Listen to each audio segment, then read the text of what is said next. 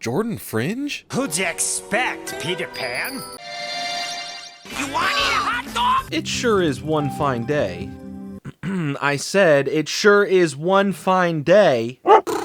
That's better. CatDog, my favorite anatomically mysterious conjoined feline canine animated show from the 90s. As a kid, I never felt the need to question, what am I looking at here? It just was. And you accepted that fact and moved on to your next Yu-Gi-Oh! Duel with your neighbor who swore he had real Exodia pieces, but we all knew they were counterfeit. Curse you, Jimmy. Regardless, the show, for some reason in my mind, ends with the TV movie about them looking for and finding their parents. In fact, it was the season 4 premiere 3-episode length special. Then, by episode 8 of the 4th season, the show came to what I guess would be an abrupt end, Sopranos style. Cat and dog are out eating, paranoid looking at the door of the restaurant. Suddenly the door opens. Cat and dog look over. Cut to black. Masterpiece. Can't wait for the Many Saints of Nuremberg coming to HBO Max soon. So for today, I don't know, if you want to hang out with me for a little bit, that would be cool. I'd like to talk about the final moments of CatDog, why it was so weird, and just how did the show conclude so quickly. Shout out to Andrew Alcorn for guessing today's video correct first on Twitter. Thanks so much for checking out the video. Make sure to hit the like button as it helps out the video and it helps me feed my pet Rock another month. Part 2 of the final episode, Meat, Dog's Friend, revolves around Dog's need to eat meat. While thinking Johnny Meatseed here plants meat trees around the world to grow meat. So Cat decides to educate Dog on the truth about where meat comes from. Silent breed is people! In this case, it's animals. What? You mad I spoiled a movie from 1973? Fair enough, I'm sorry.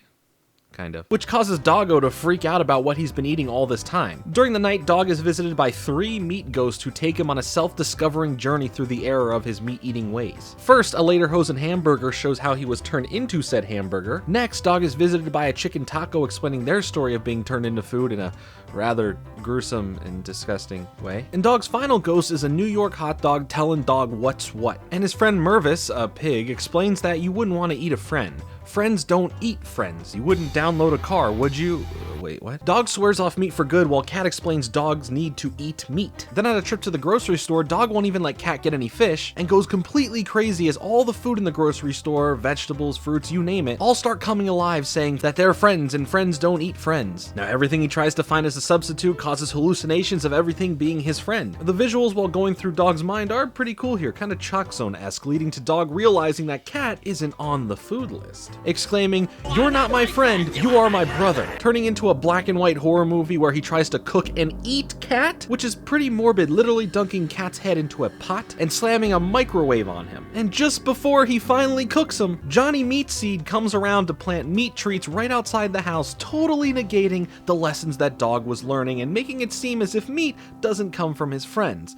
Okay, interesting. On one hand, it's good to learn about not eating your friends if you happen to be an animal and so do they. But somehow there are trees that grow what animals are made out of anyway, so then no one would be truly killing and eating said animals. Dog easily, while daydreaming, made up some stories in his head about various food items coming from animals. It was definitely all done in a dreamlike sequence, and more focused specifically on some of the animals he considers friends. But there's a real channel that Cat shows him called The Meat Channel, and everyone involved in that channel's production knows and shows that meat comes from animals. So logically, some animals in CatDog believe in the fact that meat comes from their fellow animal friends. But now there's a magical man running around planting meat trees that grow actual meat. Which is real? What's a dream? Is everything after we see them head to bed a dream? A hallucination? Or do the majority of animals living in the world CatDog has built okay with animals, some like the same animals that they are, being killed and eaten? Does any of this make sense? Am I hallucinating? Is reality falling apart and this paradoxical situation we find ourselves in a way to make a pseudo statement that both meat is bad and it is fine? Is tofu bad? Is the fruits and vegetables bad? Is eating your brother okay? My brain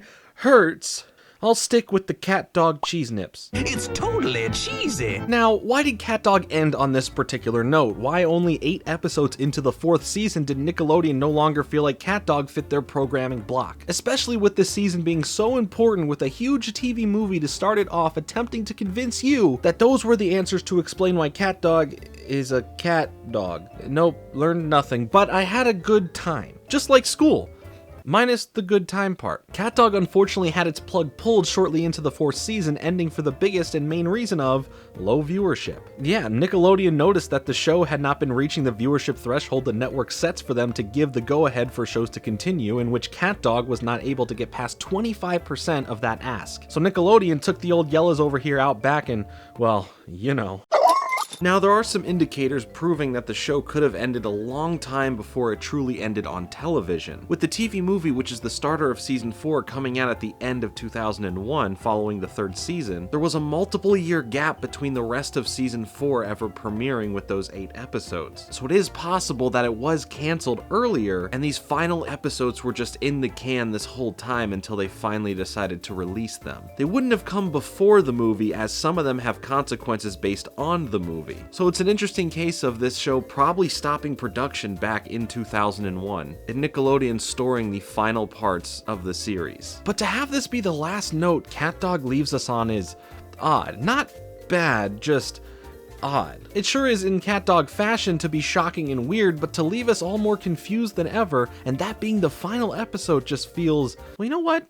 It feels kind of right, I guess. In a weird way, what other avenue would you have CatDog end on? Most would say the great parent mystery, which is totally understandable, I would too, but in the spirit of CatDog, ending in such a distractibly noticeable moment made it more memorable, if that makes sense. Part of it being one of the weaker episodes overall, perhaps writing-wise or substance-wise, the fact that we get an episode full of contradictions, full of colliding perspectives, is kind of like an allegory for what CatDog is. The character, or I guess characters, that they are in general. Two complete opposites that are constantly at odds with different personalities, different viewpoints. It somehow weirdly fits into what CatDog was. Again, it wasn't like the peak of the show where it had been nominated for Outstanding Writing in an Animated Television Production in 1998. Clearly the show had been steadily losing the interest of its viewership over the years leading to this cancellation, and it spent its last moments being as disjointed as the odd couple relationship Cat and Dog had throughout the show. Yes, there were moments in the show's run showing how much they care for each other. I'm not attacking that or disregarding that in any way. I actually like their brotherly relationship that they always seem to come back to and have by the end of an episode. But even you have to admit the show focused heavily on their differences and how their character traits clash nearly every episode at one point or another, regardless of them coming together at the end. I guess what I'm trying to say is that if you spend some time over analyzing a cartoon from your childhood to the point where you have to make a video on it both saying it's bad and good, means that either there is a deeper meaning that runs true to how people are and can be, we all have our faults and we all have our strengths that make us unique, or it means that I've had too much coffee to be writing this at 3 a.m. and I need to go outside and get some fresh air soon. On a serious note, CatDog is a special show not only for what it meant to me overall growing up, but how unique and different it felt from everything else at the time.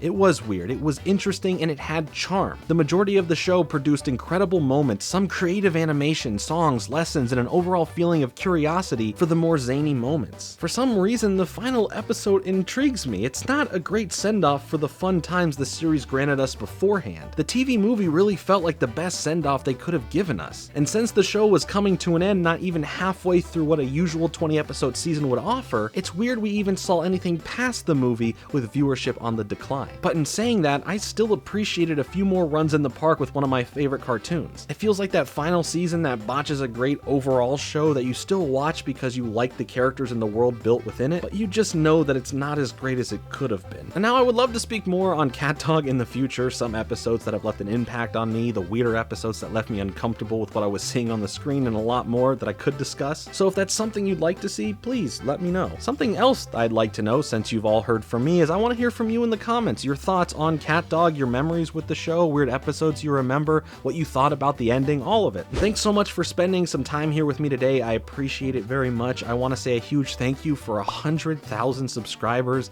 That blows my mind, and I am forever grateful for the support. Make sure to hit that like button as it helps the video out, and subscribe to be a part of my journey through movies and television and how these films and shows affected my life from the past and present. I'll be back soon with another video, but until then, later.